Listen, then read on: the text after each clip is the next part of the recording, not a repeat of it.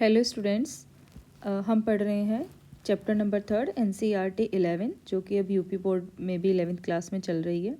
आज का हमारा टॉपिक है व्यवहार के जैविक आधार। इसके अंदर हम बहुत ही इम्पोर्टेंट टॉपिक पढ़ेंगे तंत्रिका कोशिकाएं यानी कि न्यूरॉन के बारे में या स्नायु कोश। ये नाम आपने सुना ही होगा। तो जो तंत्रिका कोशिका होती है इसके बारे में एक सबसे इम्पोर्टेंट बात यह है कि ये हमारी मूलभूत इकाई है और तंत्रिका तंत्र की सबसे छोटी इकाई भी ये होती है। ये क्या होती है कि कुछ विशेष प्रकार की कोशिकाएं होती हैं जो जितने भी हमारे उद्दीपक से हमारा संपर्क होता है उनको विद्युतीय आवेग में परिवर्तित कर देती है, यानी कि हमारी बॉडी के अंदर भी इलेक्ट्रिक चार्ज ये क्रिएट कर देती है। और इसके साथ ही साथ ये क्या करती हैं कि विद्युत रासायनिक संकेतों के रूप में भी ये संकेतों को ग्रहण करती है, संवहन करती हैं और दूसरी कोशिकाओं तक आगे की तरह भेजती है, जिससे कि जो मैसेज होता है वो इन कोशिकाओं के द्वारा हमारे मस्तिष्क तक पहुंच जाता है। ये क्या करती हैं कि जितनी भी हमारी ज्ञानेंद्रियां हैं या संवेदी या सेंसरी जितने भी हमारे अंग हैं उनसे ये आसपास की सूचनाओं को इकट्ठा करती है और क्या करती है कि उसको जो हमारा केंद्रीय तंत्रिका तंत्र है, मस्तिष्क और हमारी रीढ़ की हड्डी या मेरुरज्जु होती है उस तक ये लेके जाती है।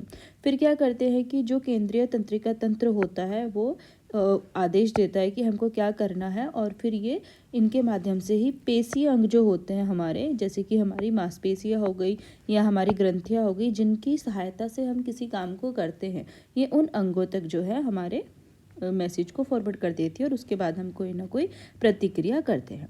मानव मस्तिष्क में या मानव के शरीर के अंदर लगभग 12 अरब जो होती है तंत्रिकाएं होती है। तंत्रिकाएं यानी कि न्यूरॉन की मैं बात कर रही हूँ यहाँ पे, ठीक है। ये बहुत ही ज़्यादा मतलब 2-3 तरह की होती है।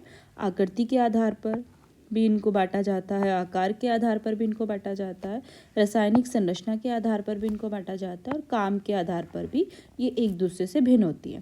इनके बावजूद क्या होता है कि इनके ना 3 मूलभूत घटक होते हैं, यानी कि इनके 3 मूलभूत जो है अंग होते हैं, जिनको हम बोलते हैं काय या जीव कोश या सोमा बोलते हैं, पार्श्व तंतु या अक्षि तंतु। पहले हम इसके पिक्चर के थ्रू इसको समझ लेते हैं, उसके बाद हम इनके अंगों के बारे में बात करेंगे। तो देखिए ये होता है हमारा तंत्रिका कोशिका या फिर हमारा न्यूरॉन। सबसे पहले अगर हम इसके मेन पार्ट की बात करें तो वो इसका होता है ये वाला, जिसको हम बोलते हैं सोमा जीव कोश, यानी कि इसका जो शरीर होता है ये, और इसकी सहायता से क्या होता है कि जो हमारा न्यूरॉन है उसको जो है जीवित रखने में मदद करता है, उसको पोषण देता है। और इसके अंदर क्या होता है, एक छोटा सा न्यूक्लियस बना होता है जिसको हम हिंदी में केंद्रक बोलते हैं। यहाँ पे इसका जो सेल है या जो न्यूरॉन है उसका जीवन होता है। अगर इसकी डेथ हो जाए तो पूरी की पूरी कोशिका नष्ट हो जाती है। यहाँ पे कुछ आप लोगों को पेड़ की शाखाओं के जैसे कुछ रचनाएं दिखाई दे रही होती है।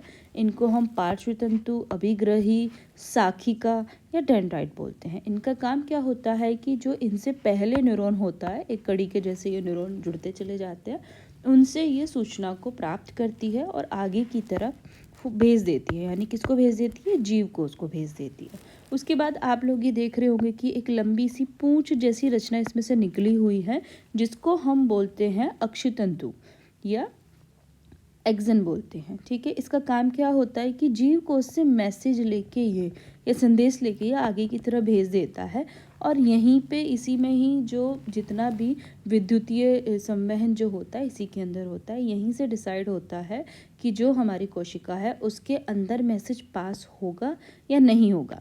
इसके ऊपर आप एक संरचना, एक परत के जैसे देख रहे हैं, जिसको हम बोलते हैं माइलिन शीट। और ये क्या होती है कि ये सफ़ेद रंग की बनी होती है, जो क्या करती है कि हमारा जो एक्सन है या अक्षि तंतु है उसको प्रोटेक्ट करने का काम करती है और मैसेज को आगे तेज गति से भेजने का भी ये काम करती है। दूसरा, आपको यहाँ पे छोटे छोटे से कुछ गैप के जैसे दिख रहे होंगे, इनको हम बोलते हैं रेनिवियर के नोड या नोड ऑफ रेनिवियर। यहाँ पे ये कुछ कुछ दूरी पे जो माइलिन शीट होती है हटी होती है और इसका क्या होता है कि जब भी मैसेज जाता है इनकी वजह से उसकी स्पीड लगभग 100 गुना तेज हो जाती है। जैसे यहाँ पे मैसेज आया तो वो यहाँ पे जंप करेगा, फिर यहाँ पे जंप करेगा, ऐसे जंप कर करके वो आगे की तरह भेज दिया जाएगा। और ये आपको जितने भी ब्लॉक्स दिख रहे हैं ना, यहाँ पे अलग अलग जो है आवेग की क्रिया होती है, यानी कि जो नर्व इम्पल्स है, अलग अलग या एक्शन पोटेंशियल जो होता है, जो क्रिया विभव जो होता है, यहाँ पे हर इसके अंदर जो बॉक्स है इसके अंदर चलता रहता है। सबसे लास्ट में आपने जो अक्षि तंतु है उससे निकली हुई कुछ छड़ी, ये फिर से कुछ पेड़ की टहनियों की जैसी रचनाएं हैं, जिनको हम बोलते हैं टर्मिनल बटन या अंतस्थ बटन। इनका काम क्या होता है कि जो हमारा अक्षि तंतु है उससे संदेश को लिया और आगे की तरफ दूसरा जो हमारा स्नायु कोश होगा या तंत्रिका या न्यूरॉन होगा, उसकी शाखिका को ये मैसेज दे देते हैं। इनसे कुछ जो है रासायनिक तत्व निकलते हैं और उनको बोलते हैं न्यूरोट्रांसमीटर। उनके ऊपर जो है ये डिपेंड होता है कि मैसेज आगे शाखिका में जाएगा या नहीं जाएगा। देखिए, एक इम्पोर्टेंट आप लोगों को याद रखनी है कि ये जो एरिया है, यानी कि न्यूरॉन के अंदर या विदिन न्यूरॉन के अंदर जो मैसेज होता है वो विद्युत के रूप में आगे की तरफ बढ़ता है, यानी कि कैसा चार्ज होता है, इलेक्ट्रिक चार्ज होता है।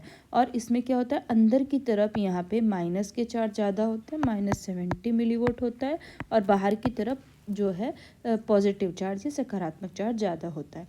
लेकिन अगर हम बात करें दो न्यूरॉन के बीच में, तो यहाँ पे किस तरह का संवहन होता है, रासायनिक संवहन होता है। इसलिए हम कहते हैं कि जो न्यूरॉन होता है वो केमिकल के बेस पे काम करता है। अब हम थोड़ा सा इनके जो पार्ट्स हैं या जो इनके अंग हैं उनके बारे में थोड़ा विस्तार से जानेंगे। तो हमने बात करी थी, सोमा आप लोगों ने देख लिया है, काय या जीव कोश आप लोगों ने देख लिया है ना। तो उसका काम क्या होता है कि ये जो कोशिका है या न्यूरॉन है उसका ये मुख्य अंग है, और इसके बीच में केंद्रक होता है, और इसके अंदर वैसे बहुत सारी और भी संरचनाएं पाई जाती हैं जो क्या करती हैं कि हर जीवित कोशिका जो होती है उनमें लगभग सेम ही होती है, और जितनी भी हमारी आनुवंशिक सामग्री होती है वो केंद्रक के बीच में ही संचित होती है। और ये कोशिकाएं क्या करती हैं, ये ही सामग्री जो होती है कोशिका के पुनरुत्पादन का, यानी नई कोशिका बनने का, और जो प्रोटीन संश्लेषण होता है ना उसमें ये भाग लेती हैं।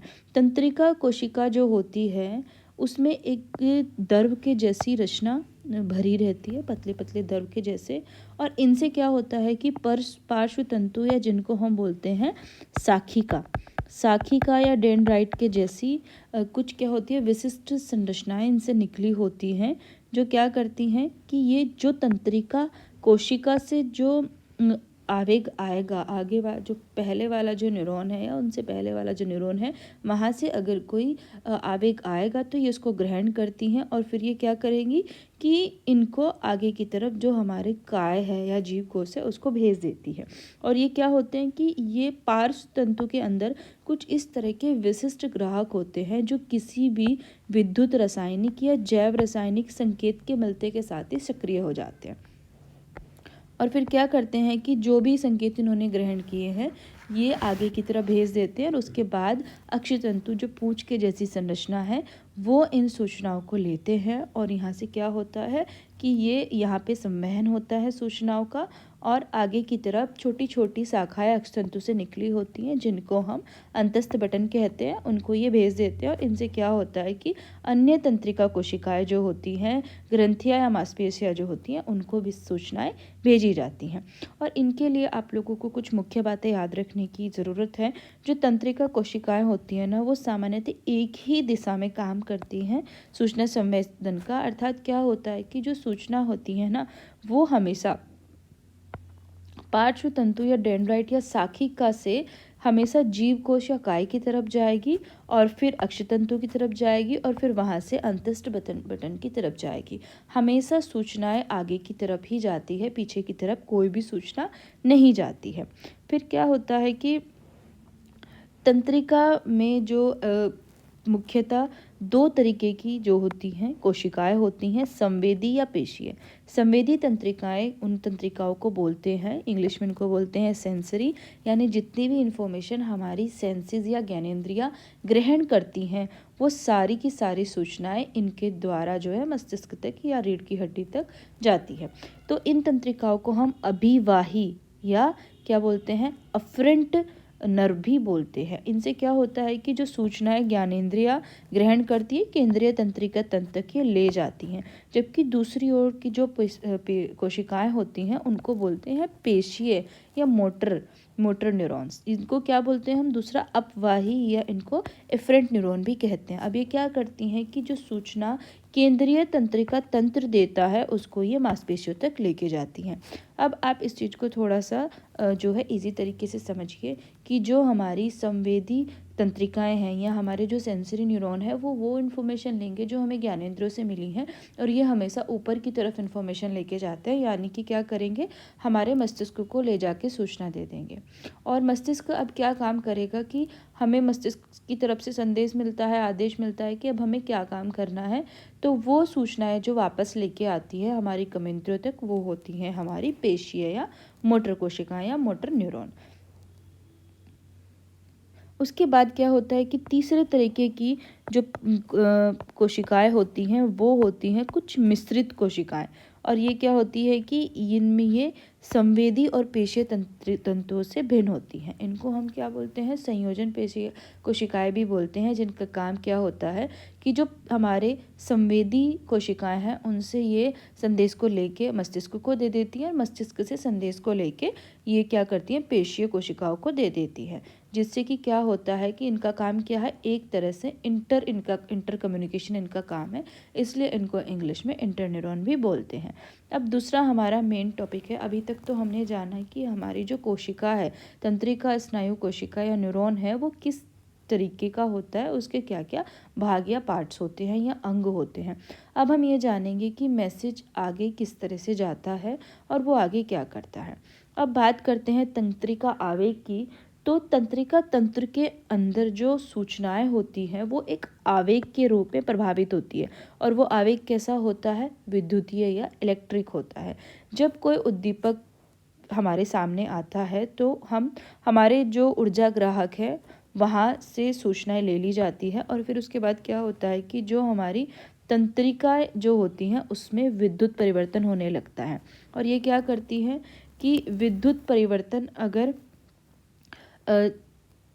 विद्युत परिवर्तन के लिए क्या करेंगे कि अगर विद्युत परिवर्तन जो है, उद्दीपक जो है कमज़ोर है, तो परिवर्तन जो है उत्पन्न नहीं होते हैं और हम कोई भी उद्दीपक का अनुभव नहीं करते हैं। लेकिन अगर एक लेवल तक विद्युत जो उद्दीपक है वो सशक्त है तो फिर क्या होता है कि विद्युत आवेग उत्पन्न हो जाता है, और केंद्रीय तंत्रिका तंत्र की ओर या हमारे मस्तिष्क की ओर जो मैसेज है वो संवाहित हो जाता है।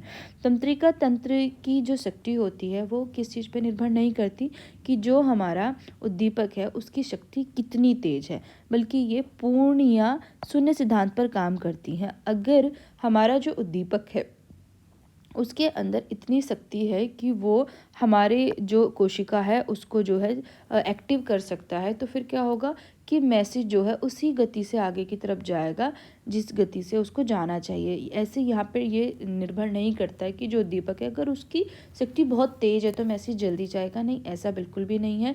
या तो किसी उद्दीपक से नर्व सेल जो है या फिर हमारा न्यूरॉन जो है वो एक्टिव होगा या नहीं होगा। एक्टिव हुआ तो पूरी तरीके से होगा, नहीं तो नहीं होगा। इसको हम बोलते हैं पूर्ण या शून्य सिद्धांत या फिर ऑल और नन प्रिंसिपल। ठीक है, और इससे क्या होता है, इसका तात्पर्य क्या होता है कि या तो जो कोशिका है या न्यूरॉन है वो पूरे तरीके से अनुक्रिया करेगी या फिर वो बिल्कुल भी अनुक्रिया नहीं करेगी। नेक्स्ट है हमारा तंत्रिका कोश संधि। अभी तक हमने तंत्रिका आवेग के बारे द्वारा जाना कि जो हमारा न्यूरॉन है या जो हमारा स्नायु कोश है उसके अंदर किस तरीके से जो सूचनाएं हैं वो आपस में सूचनाएं किस तरह से प्रवाहित होती हैं, यानी जितना भी हमारा जो एक्शन है उसके अंदर सूचनाएं कैसे आगे की तरफ चलती है। अब हम तंत्रिका कोश संधि के द्वारा जानेंगे कि दो न्यूरॉन जो हैं वो आपस में किस तरह से वार्ता करते हैं। जैसे मैंने आप लोगों को अभी बताया था कि जो न्यूरॉन होता है उसकी जो शाखिका होती है वो पहले वाले न्यूरॉन के अंतस्थ पुटिका या टर्मिनल बटन या अंतस्थ बटन से जो है सूचनाओं को लेती है। तो ये हमारा पहले वाला न्यूरॉन है, न्यूरॉन नंबर 1, और ये हमारा न्यूरॉन नंबर 2 है। तो ये न्यूरॉन नंबर 1 का जो है शाखिका या डेंड्राइट या पार्श्व तंतु है, और ये क्या है, दूसरे वाले न्यूरॉन की नहीं, ये पहले वाले न्यूरॉन की क्या है, ये पहले वाले न्यूरॉन के अंतस्थ बटन है और ये दूसरे वाले न्यूरॉन की शाखिका या पार्श्वतंतु है। अब क्या हुआ कि पहले न्यूरॉन से सूचना जो है वो, जैसे हमने जाना तंत्रिकावेग कैसे आगे बढ़ता है, इस तरह से सूचना हमारी आ गई अंतस्थ बटन तक, ठीक है। और इससे क्या होगा कि यहाँ पे जो है एक स्थान होता है जहाँ पे ये दोनों मिलते हुए प्रतीत होते हैं। आपको याद रखने वाली बात ये है कि ये वास्तव में मिलते नहीं हैं, लगभग यहाँ पे 20 से 30 नैनोमीटर का स्थान होता है, गैप होता है। और अंतस्थ बटन में क्या होता है, छोटे छोटे ये जो है रसायन निकलने वाले जो होते हैं, छिद्र होते हैं, और इनसे एक रसायन निकलता है जिसको हम बोलते हैं न्यूरोट्रांसमीटर।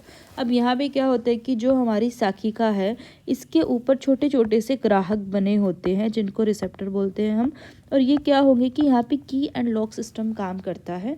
तो जो न्यूरोट्रांसमीटर यहाँ पे रिलीज़ होके आएंगे वो इनके अंदर फिट हो जाएंगे। और न्यूरोट्रांसमीटर दो तरीके से काम करते हैं, या तो वो क्या करेंगे, इनमें यहाँ पे आके फिट हो जाएंगे और जो हमारा मैसेज था या संदेश था वो इस वाले न्यूरॉन को मिल जाएगा, या फिर ये क्या करेंगे, न्यूरोट्रांसमीटर बाधा उत्पन्न कर देंगे और यहाँ पे रास्ते को ब्लॉक कर देंगे और वो मैसेज यहीं का यहीं ख़त्म हो जाएगा। तो थोड़ा सा अब इसको डिटेल में जानते हैं।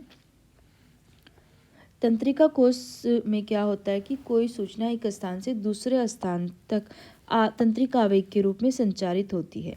कोई एक भी जो तंत्रिका होती है वो क्या करेगी कि दूसरी तंत्रिका की सहायता से सूचना को आगे की तरफ भेज देगी। अभी ये सब हम पढ़ चुके हैं। और आप लोगों को एक बात और जो ध्यान देने वाली है वो ये है कि इन दोनों न्यूरॉन के बीच में आपस में जो होता है, क्योंकि न्यूरोट्रांसमीटर क्या है, रसायन होते हैं, तो इन दोनों के बीच में यहाँ पे रासायनिक संवहन होता है। और बाद में क्या हुआ कि अब आप लोग ये बोलेंगे कि जो न्यूरोट्रांसमीटर है क्या वो पूरा का पूरा अगले वाली जो शाखिका है उसने सोख लिया है। और अभी मैंने आप लोगों को जैसे बताया कि कुछ न्यूरोट्रांसमीटर बाधा उत्पन्न करते हैं, तो उनका क्या होता होगा, क्योंकि आगे जो न्यूरॉन है उसकी शाखिका ने तो उनको नहीं ग्रहण किया है। तो इसमें ना काफ़ी सारी प्रक्रियाएं होती हैं, या तो जहाँ से न्यूरॉन निकले हैं तो ये जो पुटिकाएं हैं ये वापस से उनको सोख लेती हैं, या फिर क्या होता है कि जो अंतस्थ बटन है वहाँ से ही कुछ इस तरह के रसायन निकलते हैं जो इनको, जो न्यूरोट्रांसमीटर बच गया है उसको वो तोड़ देते हैं और वो वहाँ पे ख़त्म हो जाता है। तो आज के लिए इतना ही। कल जो है हम नए टॉपिक के बारे में पढ़ेंगे, तंत्रिका तंत्र, अंतःस्रावी तंत्र की संरचना एवं प्रकार्य तथा व्यवहार और अनुभव के साथ उनके संबंध। धन्यवाद।